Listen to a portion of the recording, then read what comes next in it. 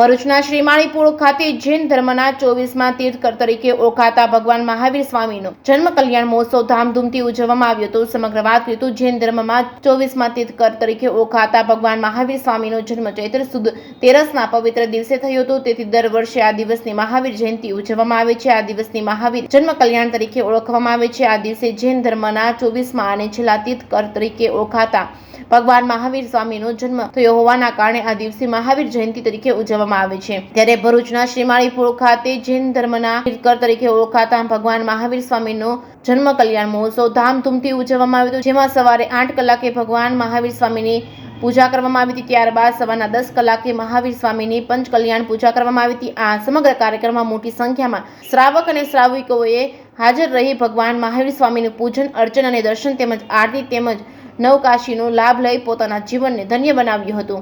જેકેએસ news Gujarati સાથે કેતન મહેતા, ભરૂચ। અમારા જૈનોના 24મા તીર્થંકર પ્રભુ મહાવીર સ્વામીનો આજે જન્મ કલ્યાણક દિવસ છે। પ્રભુ મહાવીર સ્વામી એ અહિંસા પરમો ધર્મના સિદ્ધાંત ઉપર આખા વિશ્વને સંદેશો આપ્યો છે। પ્રભુ મહાવીર સ્વામી 30 વર્ષની ઉંમરમાં એમને દીક્ષા લીધી, 12.5 વર્ષ સુધી ઉગ્ર તપસ્યા કરી અને કેવળ જ્ઞાન પ્રાપ્ત થયું। કેવળ જ્ઞાન પ્રાપ્ત થયા પછી પ્રભુ મહાવીરે 16 પ્રહર એટલે 48 કલાક સુધી સતત દેશના આપી અને સૌને ધર્મ પમાડ્યો। પ્રભુ મહાવીરના 5 સિદ્ધાંતો પર જો જે આખો વિશ્વમાં દરેક તમામ આ 5 સિદ્ધાંતોને અપનાવે તો કદી જીવનમાં કોઈને દુઃખ આવે નહીં।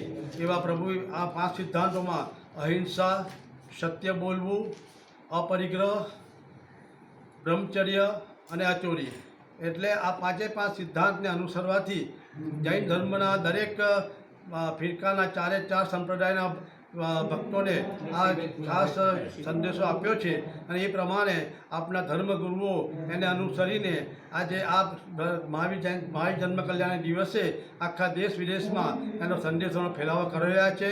રેલી ગઈકાલે ભરૂચમાં રેલી, સ્કૂટર રેલી અહિંસા પરમો ધર્મના પ્રચાર સાથે અહિંસા પરમો ધર્મના પ્રચાર સાથે રેલી રાજમાર્ગ પર કાઢી હતી। આવી રીતના ભારતના તમામ મોટા મેટ્રો સિટીમાં પણ આજે પ્રભુ મહાવીરની અર્ચના પૂજા અને બધી જગ્યાએ આ પ્રમાણે એનો ઉજવણી થાય છે। ખૂબ ઉત્સાહથી જૈનો આ પર્વને ઉજવી રહ્યા છે।